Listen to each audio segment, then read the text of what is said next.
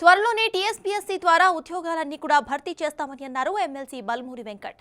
10 ఏళ్లు కేసీఆర్ పట్టించుకోని నిరుద్యోగులకు సీఎం రేవంత్ రెడ్డి అండగా అంటున్న బల్మూరి వెంకట్తో మా ప్రతినిధి Rana face to face.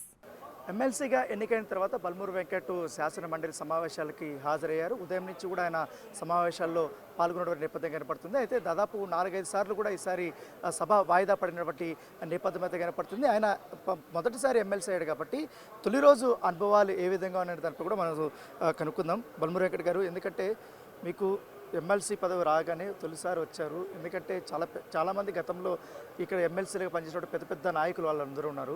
So ఈరోజు తొలి రోజు అనుభవం ఎలా ఉంది మీకు? అంటే శాసన మండలి సభ అంటేనే పెద్దల సభ. సరే, ఒక చిన్న వయసులో ఉన్న నాకు అవకాశం వచ్చినప్పుడు సభలో ఉన్న పెద్దవాళ్ళు వాళ్ళు మాట్లాడే తీరుని, వారు ప్రసంగించే తీరుని, వారి సలహా సూచనలు తెలుసుకొని నేర్చుకోవాలన్న ఉద్దేశంతో నేను రావడం జరిగింది. కానీ ఏదైతే బయట మనం చేసినామో అంటే ప్రదర్శించడము, ప్రొటెస్ట్ చేయడం అనేది, ప్రొటెస్ట్ని అడ్రస్ చేయడము, మార్క్ చేయడము, ప్రొటెస్ట్ చేస్తామని చూపించడం ఒక పద్ధతి. దాని తర్వాత ప్రొటెస్ట్ని దేనికోసం చేస్తున్నాం అనేది డిస్కషన్ రూపంలో తీసుకెళ్లే ప్రయత్నం చేయాలి. సరే, సభలో నాకంటే అనుభవం ఉన్న వాళ్ళు, పెద్దవాళ్ళు, వాళ్ళందరూ వాళ్ళకి చెప్పేంత వయసులో చిన్నవాని వాళ్ళకంటే అనుభవం, వాళ్ళంత అనుభవం కూడా నాకు లేదు. కానీ నార్మల్ నాకున్న అవగాహనతోటి, నాకున్న అనుభవంతో ఏదైతే మీ యొక్క ప్రొటెస్ట్ ఏదైతే ఉందో అడ్రస్ చేసి సభలో కొత్తగా వచ్చిన మాసొంటి యువకులకి ఒక మెసేజ్ని ఇచ్చే ప్రయత్నము ప్రతిపక్ష పార్టీలో ఉన్న నాయకులు కానీ ఏదైతే అక్కడ ఉన్న శాసనమండలి సభ్యులు ఆ విధంగా ప్రవర్తించాలని చెప్పి వారు ఏదైతే ప్రొటెస్ట్ చేస్తున్న క్రమంలో కూడా నేను చెప్పే ప్రయత్నం చేసినాను.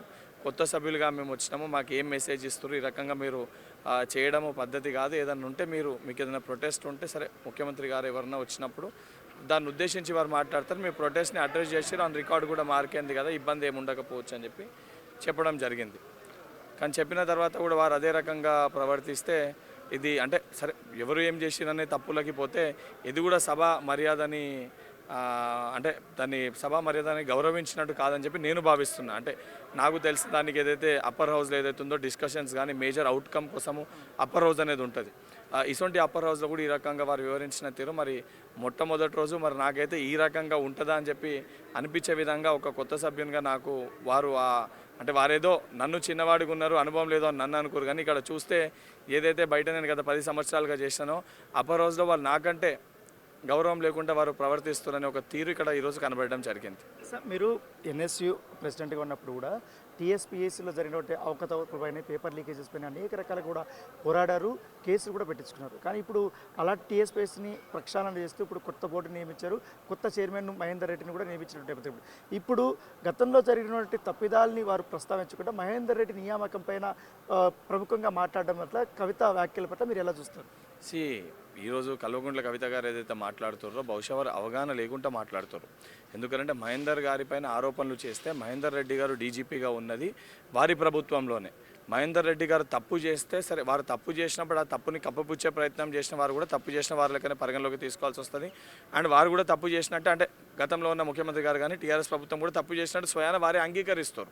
అండ్ మహేందర్ రెడ్డి గారు గతంలో ఏమైనా తప్పు చేసి ఉంటే ఆ ఆధారాలు మీ దగ్గర ఉండే, ఎందుకంటే ప్రభుత్వంలో మీరే ఉన్నారు, ఆధారాలు ఉంటే తప్పనిసరిగా న్యాయపరమైన చర్యలు తీసుకోవడం జరుగుతుంది.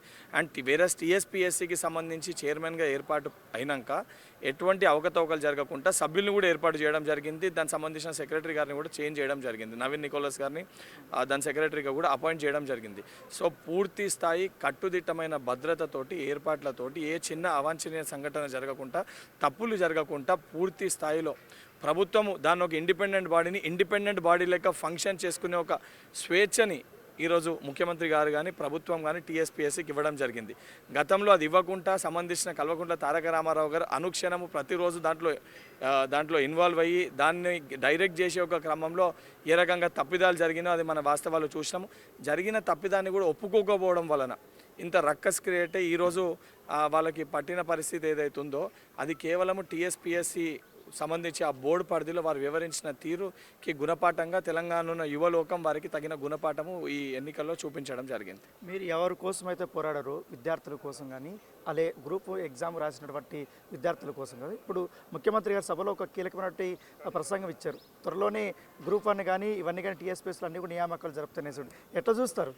అంటే చాలా స్పష్టంగా ఏదైతే అంటే గతంలో వాళ్ళు నిరుద్యోగులు అంటుంటే మేము తెలంగాణ భావి భారత పౌరులు అంటే తెలంగాణ ఆనిముత్యాల పట్ల ఏ విధంగా ముఖ్యమంత్రి గారి వ్యవహార శైలి ఉంది, ఎంత చిత్తశుద్ధితోటి ముఖ్యమంత్రి గారు వారి పట్ల ప్రసంగిస్తారు, అనుక్షణం వారి కోసం ఆలోచిస్తున్నారు అనేది మొట్టమొదటి రోజుకెళ్ళి అంటే రేవంత్ రెడ్డి గారు ముఖ్యమంత్రి అయిన రోజుకెళ్ళి కూడా 3వ రోజుకెళ్ళి టీఎస్పీఎస్సీ ప్రక్షాళన కానీ ఎప్పుడు వారి ప్రసంగంలో కూడా ఆఖరికి ఇంద్రవెల్లి సభలో కూడా మొట్టమొదటి పార్లమెంట్ వేదికగా ఏర్పాటు చేసిన సభలో కూడా 15,000 కానిస్టేబుల్ ఉద్యోగాల గురించి, దాని తర్వాత సంబంధించి గ్రూప్ 1 సంబంధించి అదనపుగా 66 పోస్టులని జోడీకరించి గ్రూప్ 1 నోటిఫికేషన్ విడుదల చేస్తామని చెప్పడం కానివ్వండి, లేదా గ్రూప్ 4 ఫలితాలు ఇవ్వడం కానివ్వండి, లేదా గ్రూప్ 2 కూడా ఇస్తామని చెప్పి ఇచ్చిన తేదీలు ఏవైతే ఉన్నాయో వారికి ఇచ్చిన మాట మేరకు టీఎస్పీఎస్సీ ప్రక్షాళన జరగగానే చెప్పిన ఉద్యోగాలన్నీ కూడా భర్తీ చేస్తామని చెప్పని ఏదైతే యువకులందరిలో ఒక నమ్మకాన్ని కల్పించే ఒక ప్రయత్నంలో భాగంగా ముఖ్యమంత్రి గారే నేరుగా ప్రతి క్షణము అసెంబ్లీ సాక్షిగా కూడా ఈరోజు మాట్లాడడం జరిగింది. సో చాలా స్పష్టంగా గత 10 సంవత్సరాలు ఏదైతే కల్వకుంట్ల చంద్రశేఖరరావు గారు నిరుద్యోగుల పట్ల విద్యార్థుల పట్ల పట్టించుకోకుండా వాళ్ళతో ఏమవుతుందని చెప్పి వారిని పక్కన పెట్టిన తీరుకి భిన్నంగా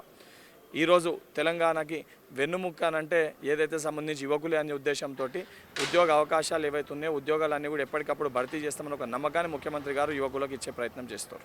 సో ఫైనల్గా క్వశ్చను, మన భారత మాజీ ప్రధాని ఇవాళ భారతరత్న ప్రకటించడం జరిగింది. తెలుగువాడిగా ఇవాళ మీరు మొదటిసారి పెద్దల సభకు వచ్చారు కాబట్టి ఒక తెలుగువాడికి భారతరత్న రావడం పట్ల మీరు ఎట్లా ఫీల్ అవుతారు? ఆల్రెడీ ఏదైతే అదే కరీంనగర్ జిల్లాకి సంబంధించి పివి నరసింహారావు గారు కూడా అదే ఉమ్మడి కరీంనగర్ జిల్లాకి చెందినవారు కాబట్టి ఏదైతే ముఖ్యమంత్రిగా కానివ్వండి, కేంద్ర మంత్రిగా కానివ్వండి, ఏదైతే ప్రధానమంత్రిగా ఉండి ఏదైతే ఆర్థిక వ్యవస్థ చిన్నభిన్నమైన పరిస్థితుల్లో కూడా భారతదేశాన్ని ఆదుకున్న ఒక అంటే బెస్ట్ ప్రైమ్ మినిస్టర్ లెక్క ఆర్థిక శాస్త్రవేత్త లెక్క ఒక బెస్ట్ ప్రైమ్ మినిస్టర్ లెక్క వారు పనిచేయడం జరిగింది. సో దానికి కాంగ్రెస్ పార్టీ పక్షాన దానితో పాటు ఏదైతే ఈరోజు సంబంధించి ఏదైతే స్కూల్స్ పట్ల కూడా అంటే స్కూల్స్ తీసుకొని వచ్చింది కూడా వారే కాబట్టి వారందరూ కూడా ఈరోజు యావత్ తెలంగాణ ప్రజలందరూ కూడా గర్వించదగ్గ విషయం వారికి భారతరత్న రావడము. కాంగ్రెస్ పార్టీ పక్షాన అదేవిధంగా శాసన మండలి కాంగ్రెస్ పార్టీ పక్షాన అందరం కూడా గర్విస్తూ దానికి కృతజ్ఞతలు తెలియజేస్తున్నాం. సో ఇది బల్మూరి వెంకట చెప్తున్న నేపథ్యం కనపడుతుంది. ఎందుకంటే తొలి రోజు సమావేశాలకి హాజరయ్యాను, కానీ ఇవాళ సభ జరిగినటువంటి తీరు చూస్తుంటే మాత్రం నాకే ఆశ్చర్యం వేసింది. ఎందుకంటే అతి మంచి మంచి సబ్జెక్టుల మీద కూడా ఇవాళ చర్చ చేస్తారనుకున్నారు, కానీ ఈ రకంగా కూడా గొడవ చేసి ప్లకార్డులు పెట్టుకుని వెళ్ళి ఏం మెసేజ్ ఇచ్చారని నాకు కూడా అర్థం కాలేదని కూడా బల్మూరి వెంకట చెప్తున్న నేపథ్యం కనబడుతుంది.